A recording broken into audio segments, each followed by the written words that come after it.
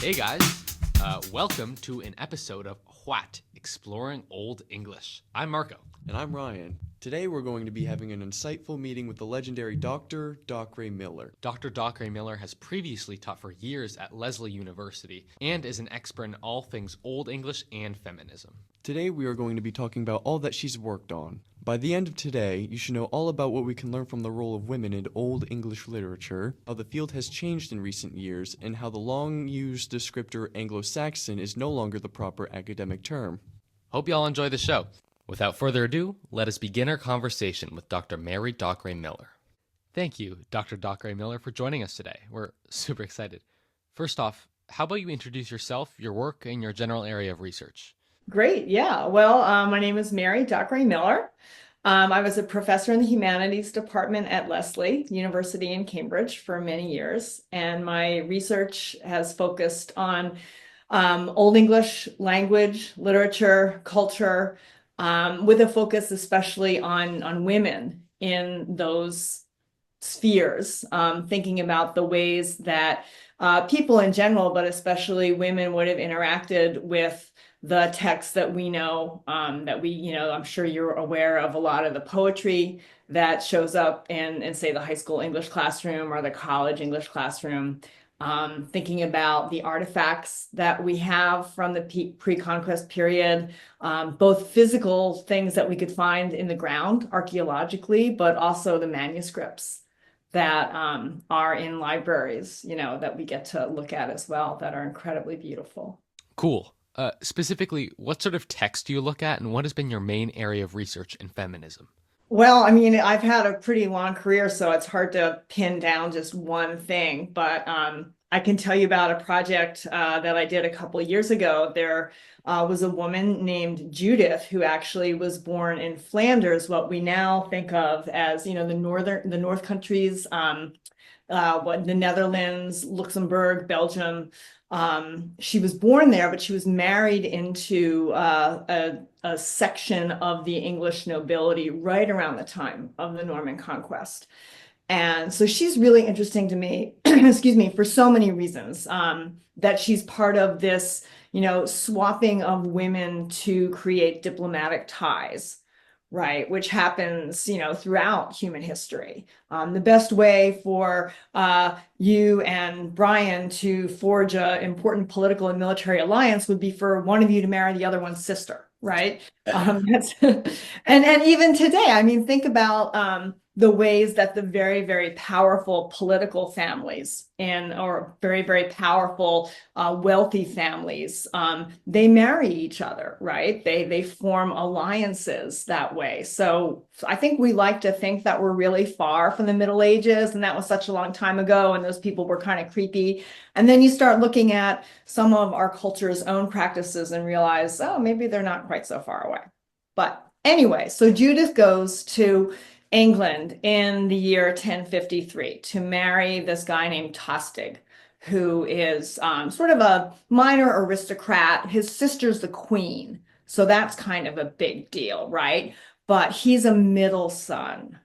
So his older brother is kind of the man, right? And Tostig spends his life thinking like, I wish I was the oldest brother. I wish I didn't have to spend my life in the service of promoting my brother and figuring out how we're going to maximize our relationship with the queen and thus with the king, to get as much, money and power and military might and all that good stuff as we can. So this is what Judith marries into, right?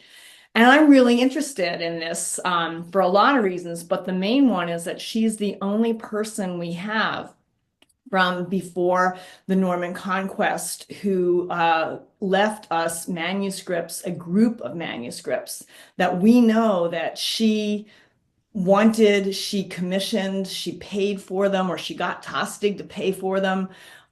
She had this whole workshop of people who were illuminating the manuscripts, drawing the beautiful pictures in them, copying out the holy texts, the words from the Bible, the words of Jesus Christ, making these beautiful gold jeweled covers for these books. So if you can imagine, maybe we're in about the year 1060 now, right? And Judith and Tostig are in London with the sister-in-law, the queen, and the king. And Judith has these fabulous books, and she goes to church. And so this book, think about the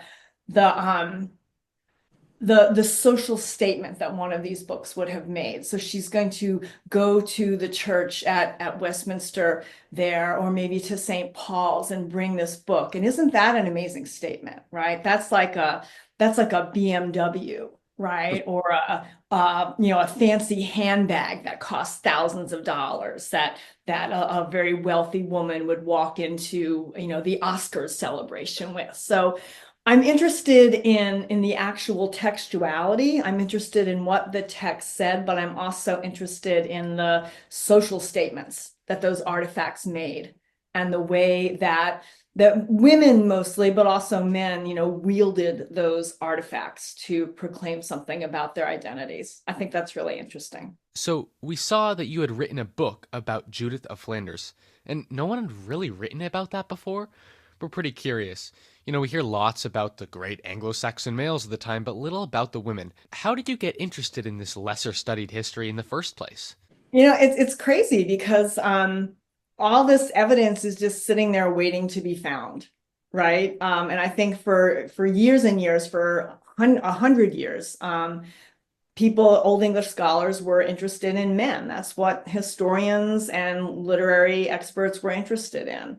So there was a lot of Beowulf. There was a lot of, finding swords. There's a lot of who was king when, and which king fought with who, and what happened afterwards. And I'm interested in all that. I'm not saying that that's bad. But the questions that weren't specifically about very, very high status males, those questions just really weren't asked until probably the second wave feminism of the 1980s kind of trickled into medieval studies. And people started looking around and thinking, oh, well, while Beowulf was out there holding a sword, making a speech about what a badass he was, what were the women doing? And there's some really great artifacts and texts and evidences to answer those questions. So, Judith had these 4 books, and 2 of them are in New York. So to be completely honest, one of the reasons I started to focus on her is that 2 of her books were just like an Amtrak away. And, I didn't have to go to London. I didn't have to go to the British Library to investigate 2 of these 4 artifacts. They were, a train ride away. So that's how I fell into that rabbit hole. And it was a great rabbit hole. I stayed there for a long time. How do you think feminism and the concept of feminism has changed since early medieval English times? I think the word feminism itself is a modern word. I think if you manage to get in your time machine that you have there at Brunswick High School and go back to London in the year 1050 and said to Judith and the other women who were at the royal court, how do you feel about feminism? And you said it in Old English. They wouldn't really know what you were talking about. But I think that if you wanted to think about the ways that women were aware of themselves as agents, as autonomous human beings in a system that was, hey, this was patriarchy, right? In a major way. But especially at the aristocratic level, women did have some rights and accesses that we would recognize today. Right. So, for instance, the law codes of the various kings that survive that we have, they very specifically assign rights and privileges to widows. So if I'm a woman who gets married off in one of these political alliances to an earl and he dies, am I just left hanging? And the answer would be no. There was a certain amount of money that would be set aside for me that his family couldn't take. I wouldn't be left impoverished on the street. There were laws about the rights that women had to their children. So it wasn't this complete, oh, women had no agency, women had no autonomy, women had no rights, with the caveat that we're really talking about high status women, right? Yeah. Aristocratic women. So your average woman who is hūswīf, maybe you know that word, right, in Old English. And she is what we might call now a member of the peasant class, working in subsistence agriculture, growing the crops, raising the animals, producing the raw materials that actually fed the economy of pre-conquest England. She wouldn't have had a whole lot of rights, but her husband probably didn't either. Right. So we need to think about gender, but we also need to think about social class and the way that, the contemporary term is intersectionality. So important, even 1,000 years ago, again, a term that they wouldn't have understood, but, a high status woman had a lot more social power than a peasant status, a lower class man would have had. So it's a nexus of the ways that gender and social class interact. So relatedly, obviously the texts from this period we are talking about are, for one, sparse, and two, mostly pertain to the upper class, sort of more privileged people. What challenges have you faced in trying to find a historically accurate distinction between the lives of the lower class and upper class, more royal women? It's really difficult, and it's I think that's the place where our friends the archaeologists come in, which is really exciting. There are a couple of sites, especially, do you two know what the double monasteries were? Have you come across that term in your research? No, we haven't. A double monastery was a religious house for nuns and monks. That was the double part of it. And often really set up archaeologically, or the physical space was very divided. So the women lived over there and worshipped over there, and the men lived over there and worshipped over there. And maybe they came together in the actual church to hear mass. But even so, the women would be on one side of the church and the men would be on the other side of the church. One sort of feminist interest in double monasteries is that they were all led by women. So the great double monasteries of the pre-conquest period were run by an abbess, who was usually like the king's sister, right? Or a member of the extended royal family. So this is a way for a woman to wield incredible power.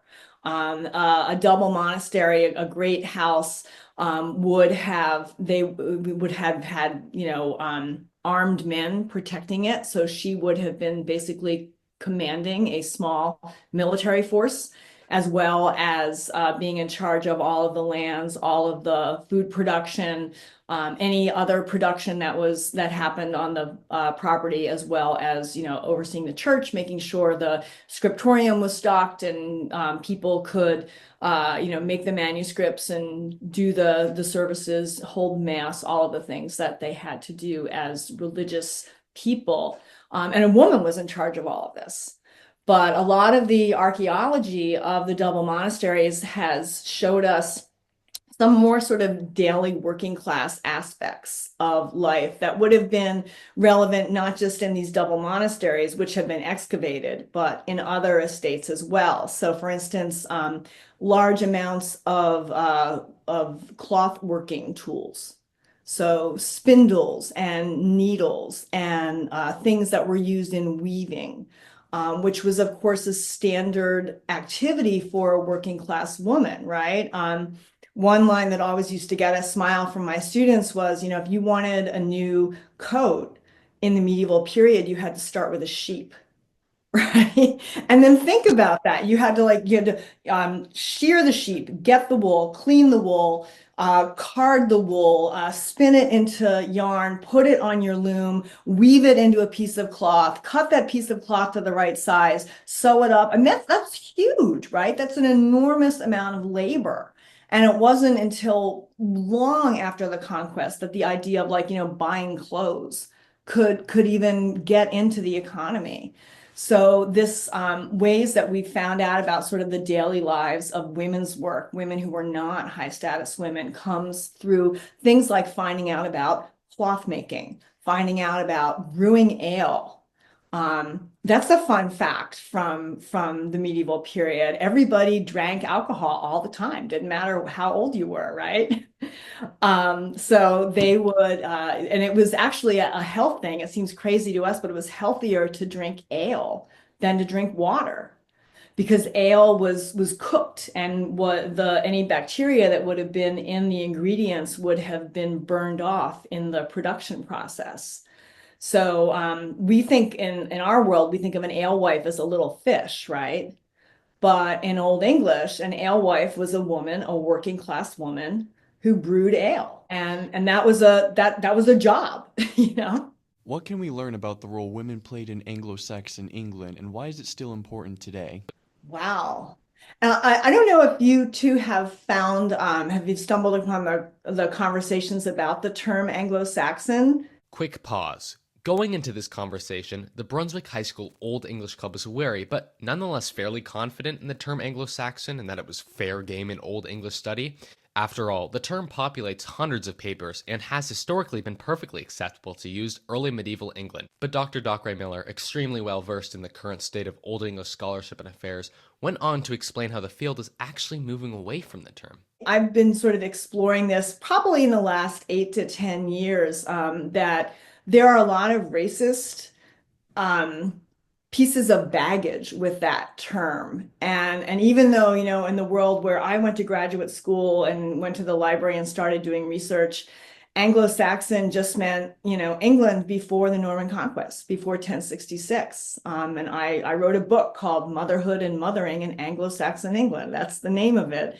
But now the field is moving away from that term because of its associations with white supremacist movements and with a really uncomfortable history around a celebration of Anglo-Saxon England. And I know this is a podcast, so you can't see the air quotes I just put there.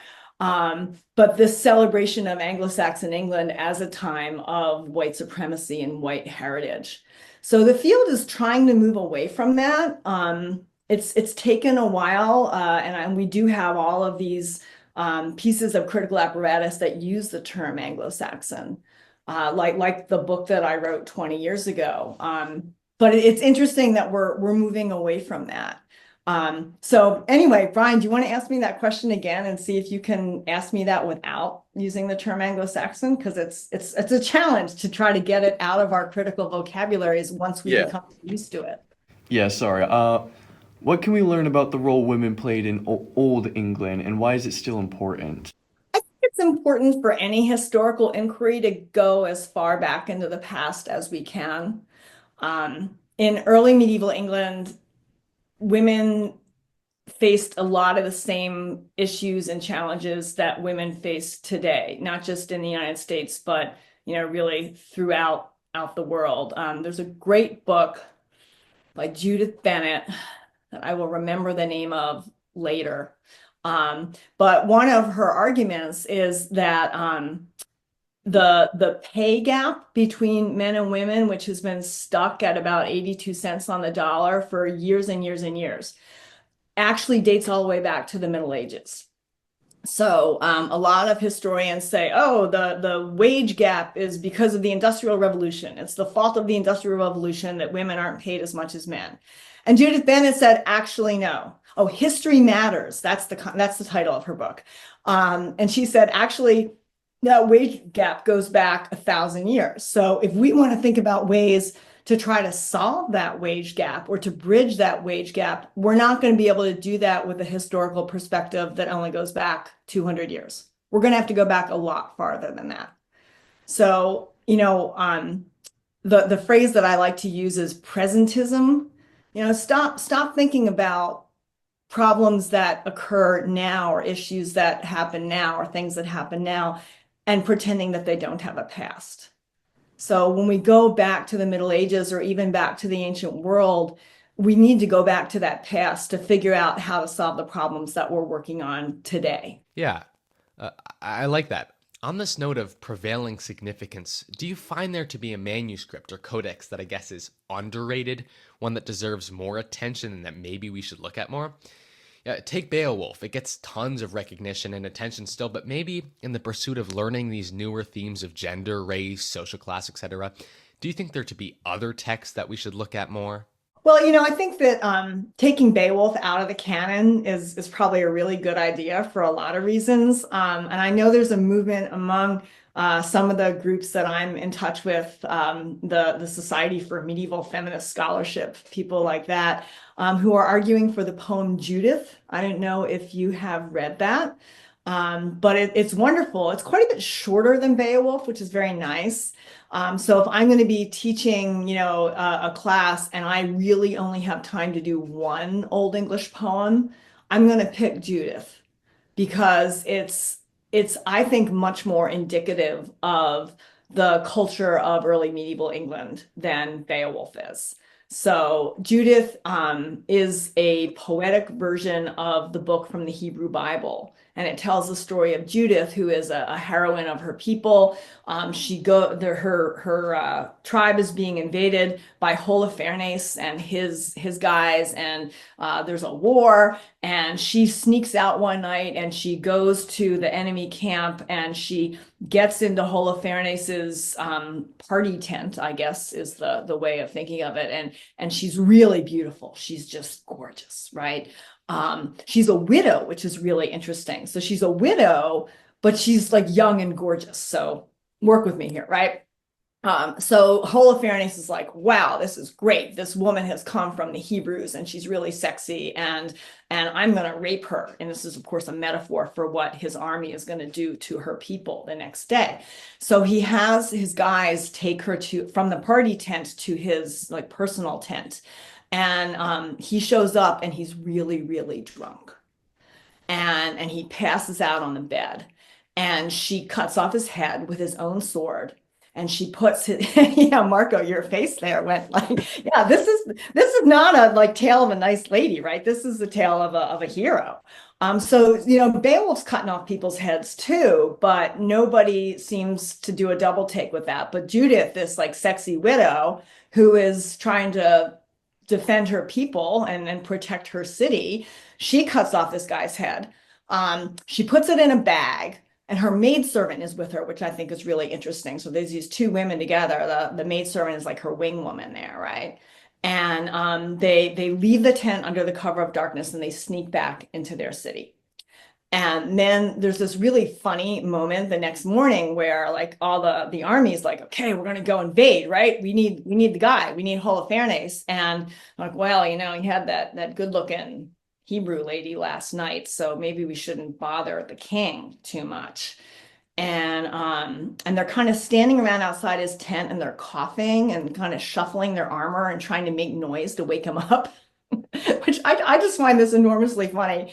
And finally, one of them's like, okay, we got to go in and like wake him up because we got to go and invade. We got to go have this battle, right? And they go in and of course, his corpse is there without its head. And of course, Judith stands on the battlements of her city and she holds up his head and gives this great speech inciting her people to fight valiantly. And of course, there is a wonderful victory and a song of praise. So this is a pretty exciting story, right?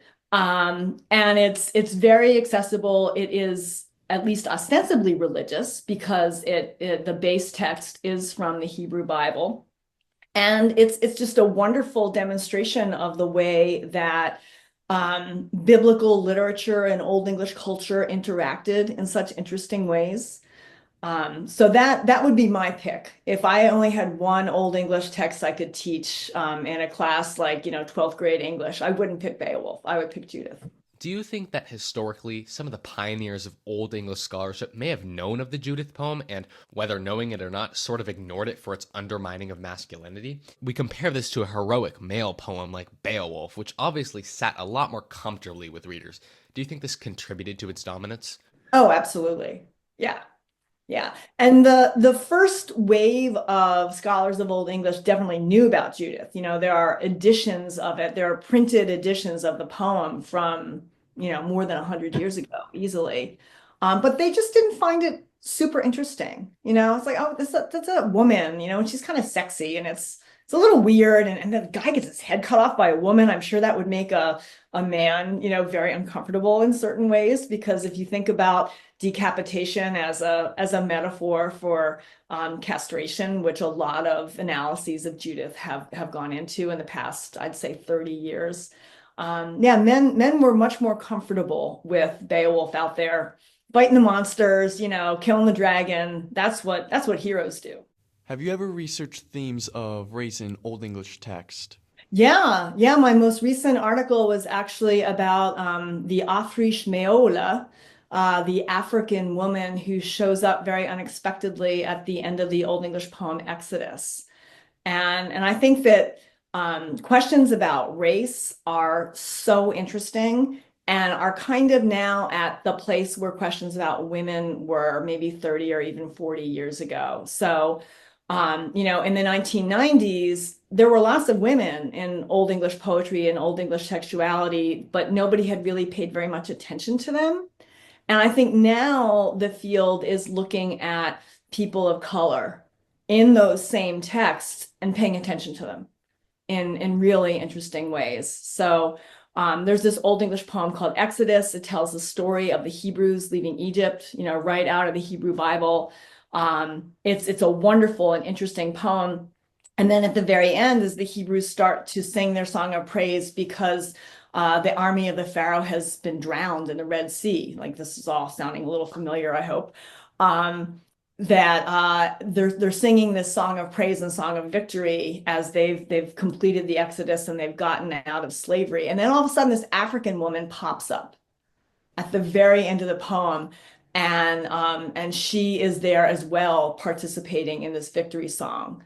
And whoa! And again, like, she's been there all along. The Old English poem Exodus was edited and published more than 100 years ago, and nobody's ever paid attention to her. So I think that that's kind of the next really interesting place that the field will end up going. While we're on the topic of race, I'd actually like to cycle back to a topic that we touched upon earlier. You mentioned that the word Anglo-Saxon has an association with racism. How exactly did the term obtain its racist connotation that it has today? Wow. Well, you guys have to go back to your class in like 5 minutes, right? So, No worries if we go a little over. Yeah. Okay. I think that it's something that's accreted over years that is hard to pin down one exact moment, like, oh, this is when the term Anglo-Saxon became a racist term. But at the same time, there's so much interesting cultural history around the term, even going all the way back to the Civil War. The way that Southerners, the rebels, the people who were fighting to keep slavery as part of our nation, they called upon sort of Anglo-Saxon superiority. This idea that white people were just better than Black people. They were superior. And so enslavement was somehow okay or ordained by God.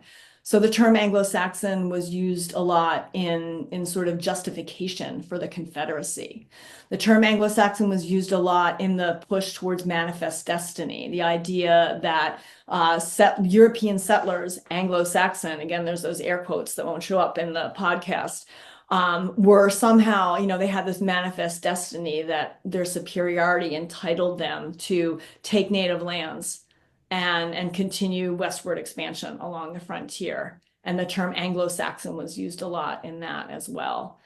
And then most recently, the rally in Charlottesville used the phrase Anglo-Saxon, the assertion of Anglo-Saxon people, meaning white people, Northern European, white people of Northern European heritage, who are, in their terms, superior to, what were they saying? Jews will not replace us. They were chanting as they had their tiki torches marching in Charlottesville. And, some of those groups even had what were called Anglo-Saxon runes, right, on flags. So, if there's a bunch of people holding tiki torches, yelling, Jews will not replace us, and saying that they're Anglo-Saxon, I don't want to be associated with those people. So for me, it was a really easy call to expunge that term from my discourse and to realize that it was a term that we used a lot in the field, and some people still do use it, but I've really moved away from it. I feel that it's not a term that I want to. There are other terms that are better, like early medieval England or Old English culture. They do the same job. We'd like to finish up with a few rapid-fire questions. To start out, what is your number one piece of advice for Old English and Middle English learners today? I guess enthusiasm, right? And also read it out loud, because on the page it may not look like anything you recognize, and then you say it and you're like, oh, I know what that means. Yay. What is your favorite Old English word or expression? Ooh, I actually planned that question. I thought you might ask that. My favorite, well, there's Maraswina, which means dolphin, but it translates literally as sea pig. So that's super fun, right? But I wanted to tell you guys about the two words that mean with in Old English. Do you know about this? No. Okay, so if you can, there's the word mid, M-I-D, and the word with, W-I, thorn, the funny character that looks like a T-H. And that's because in Old English, there was a way to differentiate something that we can't differentiate except through context in modern English. So if I say to you, I fight with my brother about the cookies, I'm actually fighting against my brother, right? So I fight with my brother about the cookies. My brother and I are punching each other, and we both want those cookies. And I'm going to beat him up until I get the cookies. But if I say to you, I fight with my brother against the Nazis, my brother and I are together on the same side fighting against the Nazis. So in Old English, if I say mid mean brothor, we're fighting together against the Nazis. And if I say with mean brothor, I'm fighting against him for the cookies. Interesting. Isn't that cool? Love Yeah. that level of Yeah. specificity in that. Yeah, so it's always fun to think about things that we can't do in modern English that they could do in Old English, and vice versa. Huh, interesting. Let's see. For one last question, what is your favorite Old English text? Favorite Old English text right now is because I just told you the wonderful story of Judith. It's Judith. Yeah. I think my favorite Old English text is whatever the one is that I'm thinking about the most at the moment. I love that. Thank you so much for meeting with us today. Obviously, we have class to get to, but this was really a lot of fun. We learned a lot. Yes, thank you so much, guys. Great to see you. Take care. Well, thanks for listening. This was really fun. Hey, I really appreciated everything we learned. If you did too, please leave us a 5-star review on whatever podcast platform you were listening on. Our goal is 100 listeners by the end of 2024. Shouldn't be that hard. Anyway, any questions or comments, leave them in the comments section below.